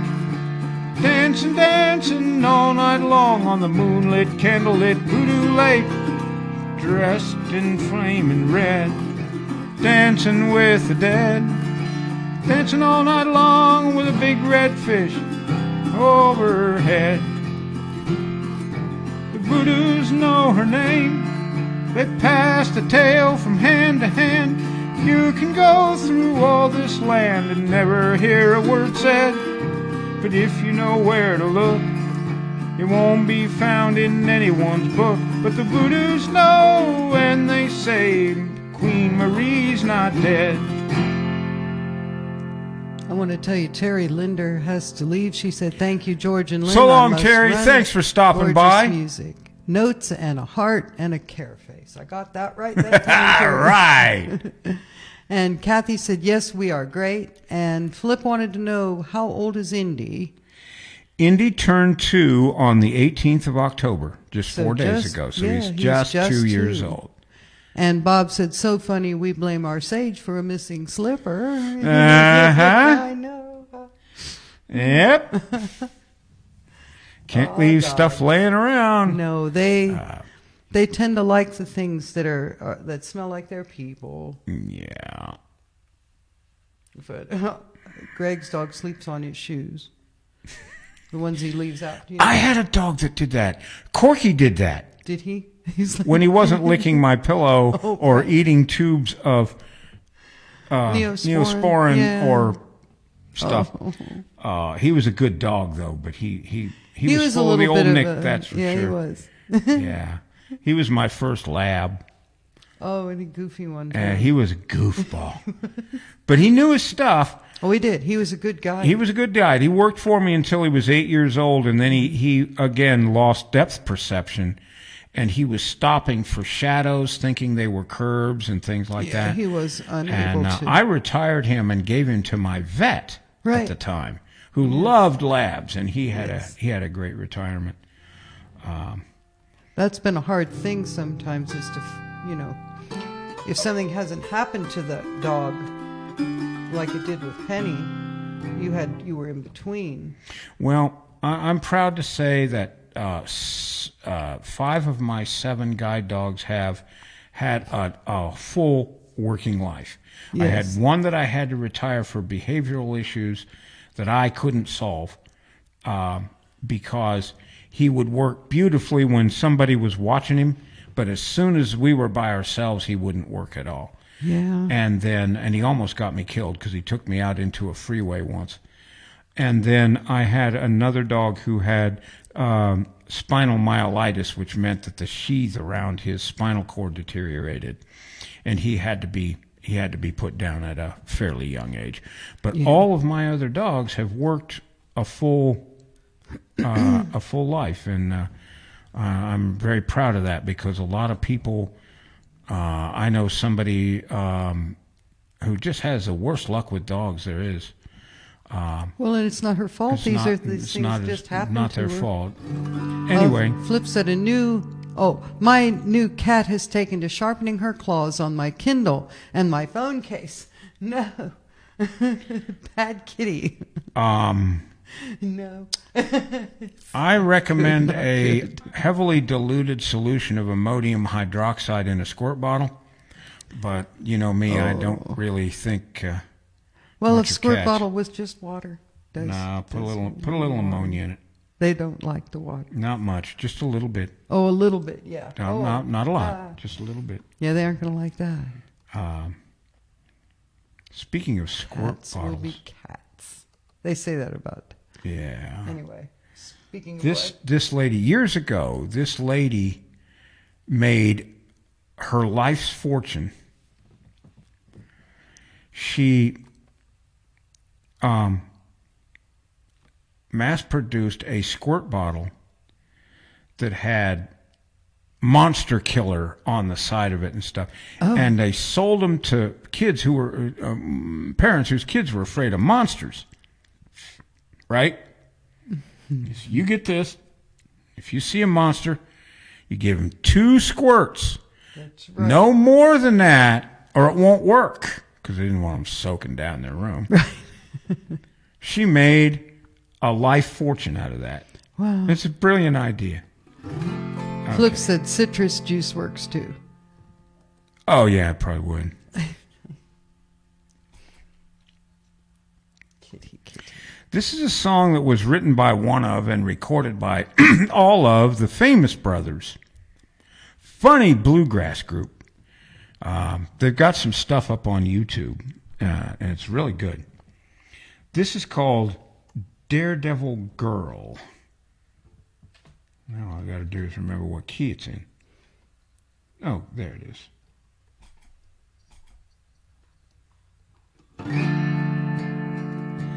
Notice a lot of these are in minor keys.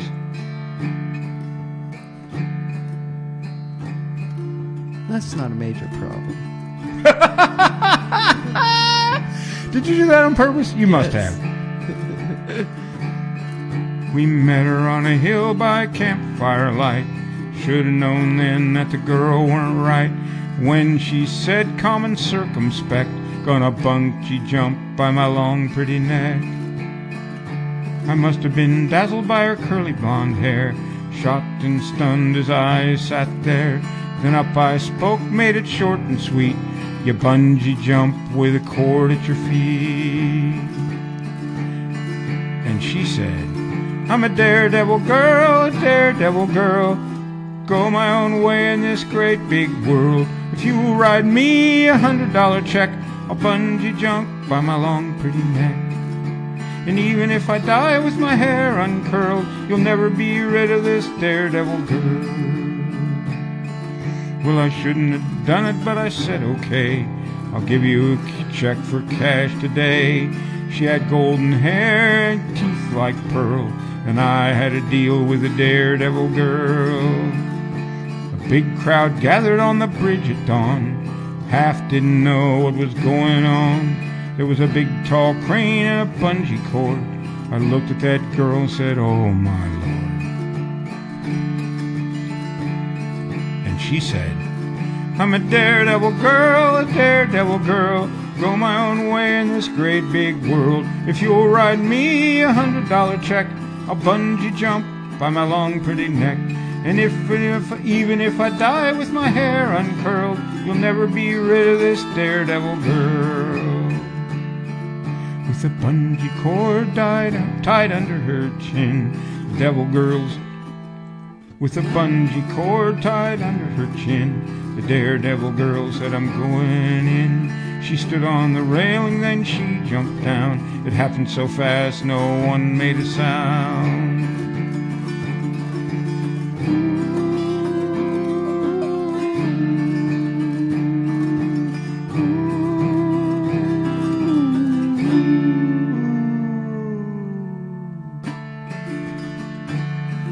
When the crane pulled up from down below, she bounced from her neck like a blonde yo-yo. She dangled dead and her hair uncurled, and that was the end of the daredevil girl. She haunts my days, and she haunts my nights. I see her hair how it gleams in the pale moonlight. It's true what she said, 'cause for all the world I'll never be rid of that daredevil girl. I'm a daredevil girl, go my own way in this great big world. If you write me $100 check, I'll bungee jump on my long pretty neck.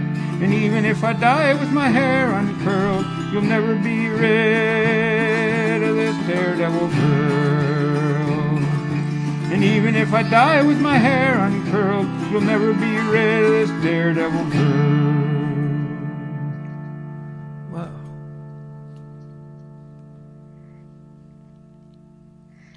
All right. That's an interesting song. I think that was Sadie. Sadie, try not to Dog. make sounds like that.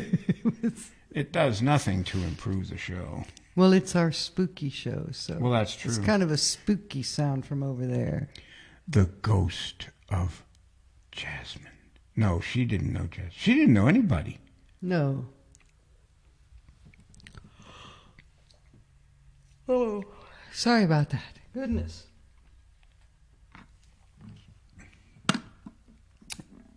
I'll try to do better to keep you entertained. No, it's not your fault. Not enough sleep last night. It put me in mind of when, I guess I was in high school and I was walking down the hall and another student walked around the corner and boy, her mouth was wide open. Thought she's ready to scream. I was getting ready for it and she was just yawning. It just shows you, Yep. where, I don't know. Taught me a lesson though. Don't be so sure you know. Right? Even when you're looking right at what you think you're looking at.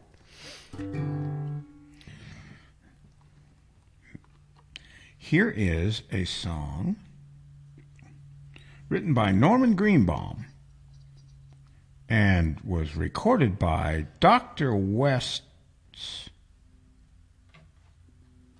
group. Dr. West's Medicine Show and Jug Band. Well, I couldn't remember a thing like that. Dr. West's Medicine Show and Junk Band. Junk or jug? Jug Band. Jug.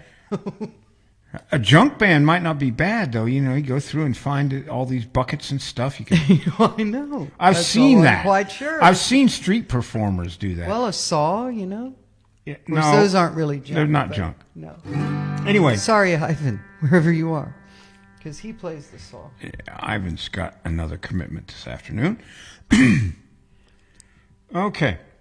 This is called The Eggplant That Ate Chicago.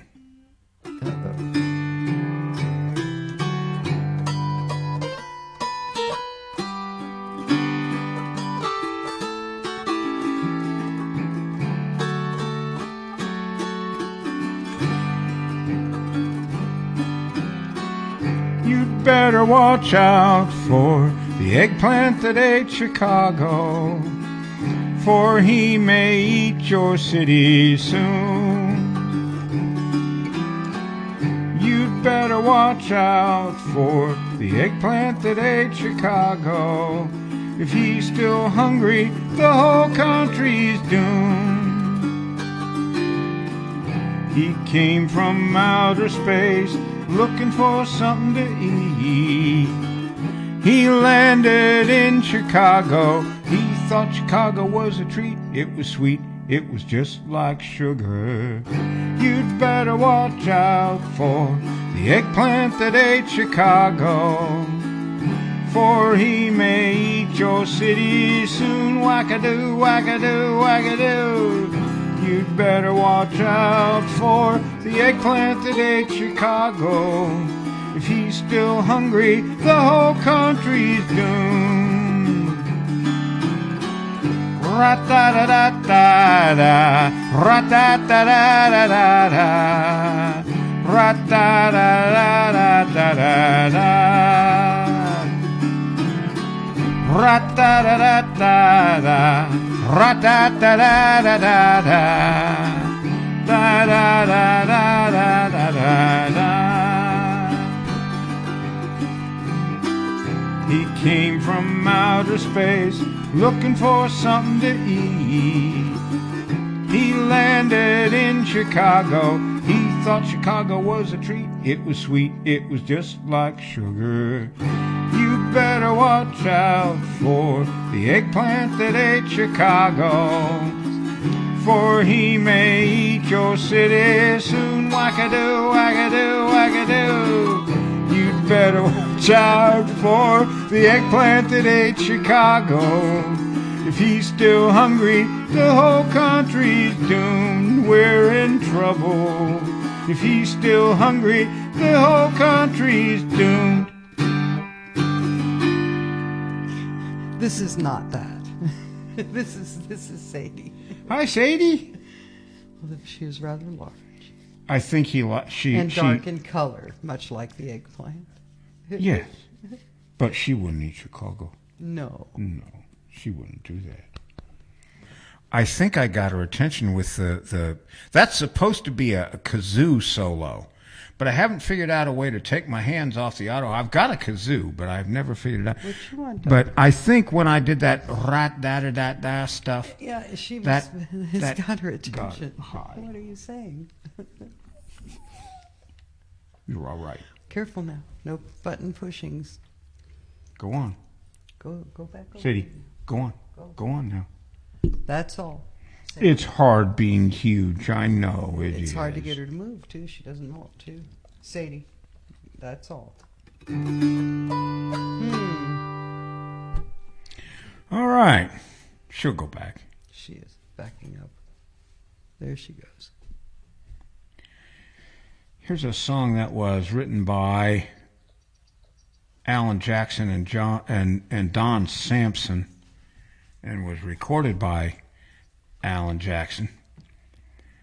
It's called Midnight in Montgomery, and it's another one of those that I was talking about a little while ago when we did the ride.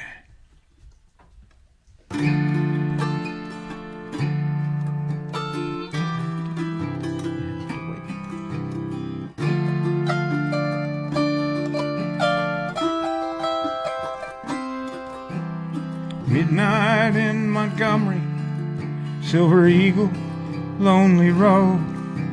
Was on my way to Mobile for a big New Year's Eve show, and stopped for just a minute to see a friend outside of town. With my collar up, I found his name, and I felt the wind die down. And a drunk man in a cowboy hat took me by surprise, wearing shiny boots, a nudie suit, and haunted eyes. He said, "Friend, it's good to see you. It's nice to know you care." Then the wind picked up, he was gone. Was he ever really there? And it was midnight in Montgomery. Hear that whippoorwill, see the stars light up the purple sky. Hear that whippoorwill, 'cause when the wind is right, you'll hear his song, smell whiskey in the air. Midnight in Montgomery, he's always singing there.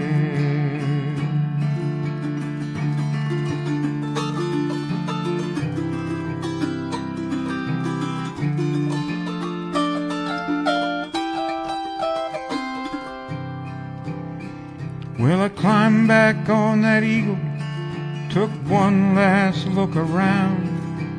Red tail lights, shadow moves slow across the ground. And off somewhere a midnight train slowly passing by. I can hear that whistle moaning I'm so lonesome I could cry, 'cause it's midnight in Montgomery.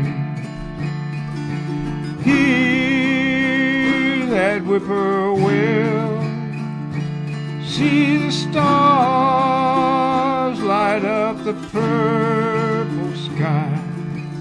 Hear that whippoorwill, 'cause when the wind is right, you'll hear his song, smell whiskey in the air. Midnight in Montgomery, he's always singing there. He's always singing there. Well, Hank's always singing there.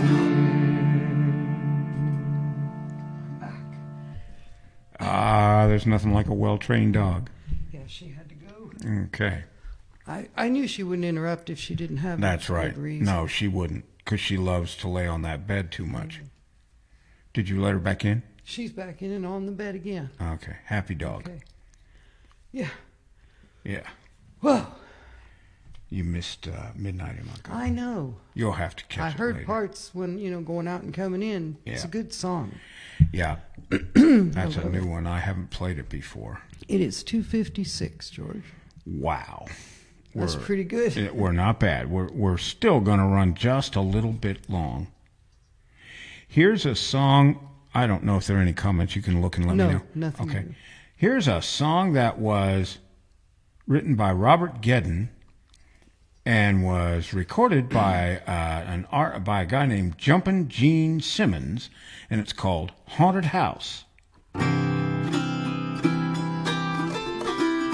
I just moved in my new house today. Moving was hard, but I got squared away. Bells started ringing and chains rattled loud. I knew I'd moved in a haunted house. Still I'm made up in my mind to stay. Nothing was gonna drive me away. When I seen something that gave me the creep, had one big eye and two big feet. I stood right still and I did the freeze. He did the stroll right up to me.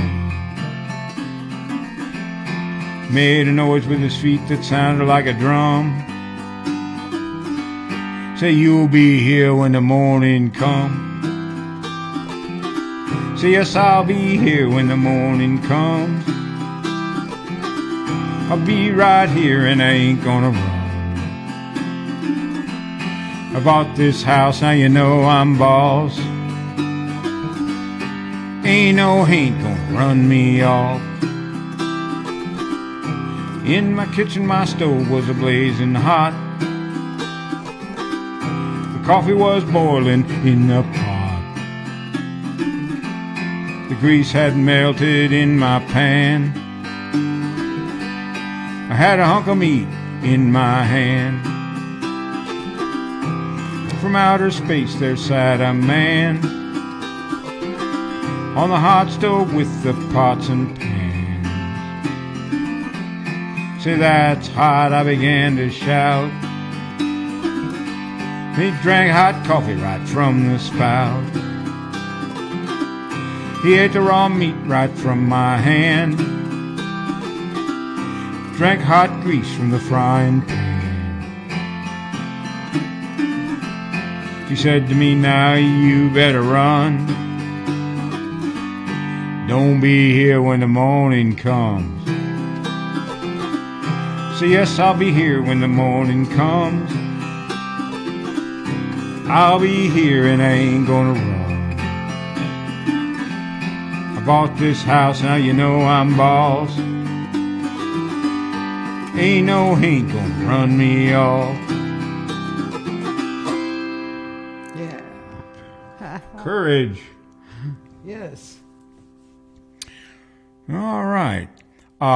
If there's anybody listening who hasn't, made a comment or is new to the show, We want to thank you for listening. Yes. And we'd also like to suggest that you follow the Auto Harp Down homepage. Not for any benefit that it gives us, except that you will get all the invitations. Right. You'll know when all of our performances are going to be, and that's about all I post on that page. It's not going to clutter your news feed with a bunch of junk. So if you would like or follow the page, I think both actually cause it to show up. But if you follow the page, for sure it will. No benefit to us. It's just a way for you to keep tabs in case you'd like to come back and join us. And we really hope you do. We hope you love do. having you all here. We have a great time. We really do. We really, really Look do. forward to spending time with you guys. Yeah. All right. Here is a song that, again, it's another one like the Voodoo Queen that Linda Paul sang at a song circle and gave me the words and everything too.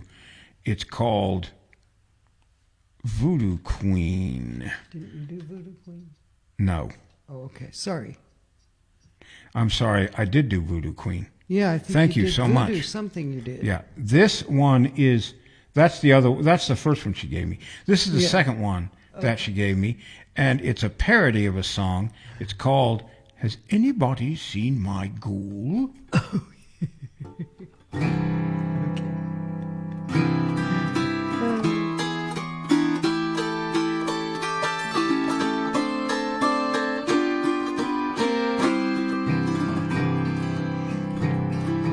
"5'2", skin that's blue, full of pep and witch's brew. Has anybody seen my ghoul? She's undead, so keep your head. Avoid her if she hasn't fed. Has anybody seen my ghoul? Now if you run into a 5'2", covered with fur, trimmed in bangs, 5-inch fangs, call me 'cause you just found her. I can't speak, leaves me weak every time she starts to shriek. Has anybody seen my ghoul? 5'2", eyes of blue, looks like something from a zoo. Has anybody seen my ghoul? Turned up nose, big as a hose, 13 feet minus 13 toes. Has anybody seen my ghoul? Now if you run into a mountain of blue, patched up with wire, long green hair, a beady stare, you have found my lost vampire. She can drain without much pain, drain a quart with little strain. Has anybody fed my ghoul? 9'9", eyes that shine, she's my little Frankenstein. Has anybody seen my ghoul? A sunken eye, fangs that fly, shakes the night with a ghoulish cry. Has anybody heard my ghoul? Now if you find a 9'9", covered in hair, grab a stick, beat her quick, do it now 'cause I don't care. Nose that glows, tails that shows, she's got scales on all her toes. Has anybody seen my ghoul? Dripping goo, she says boo, lip with lips a lovely shade of blue. Has anybody seen my ghoul? Striking fear where'er she goes, zombie, yes, her bottle nose. Has anybody seen my ghoul? If you should spy that mile high that fills you with dread, don't be slow, get out, Joe. She's one of the walking dead. In the sun or in the rain, she just wants to eat your brain. Has anybody seen my ghoul? 3 legs left, 4 legs right, She can run with all her might. Has anybody seen my ghoul? If she chases you, don't chase back. While on her guard, she will attack. Has anybody seen my ghoul?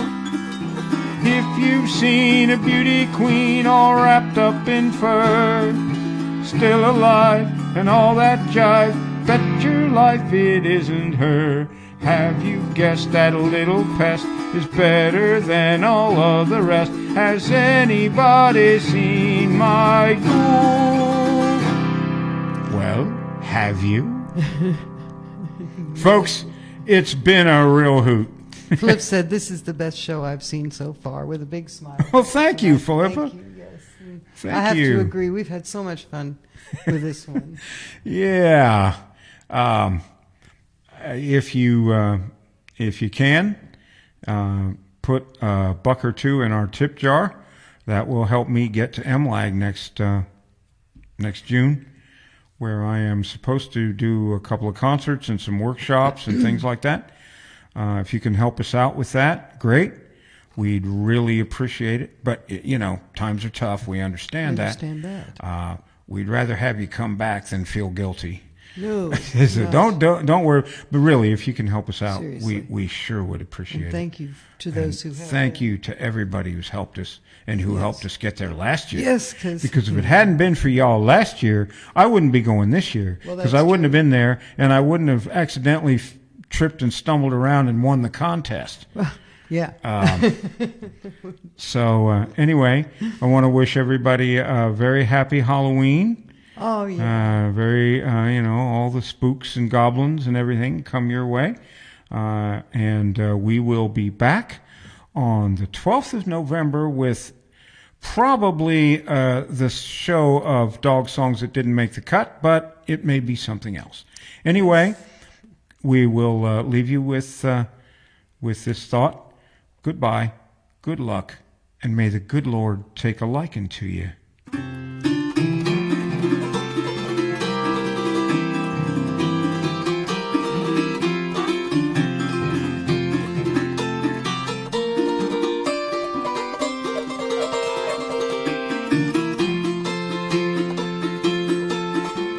Well, now it's time to say goodbye to George and all his kin. We'd sure like to thank you folks for kindly dropping in. You're all invited back real soon to this locality to have a heaping helping of our hospitality. Down home style, that is. Set a spell. Take your shoes off. Y'all come back now here.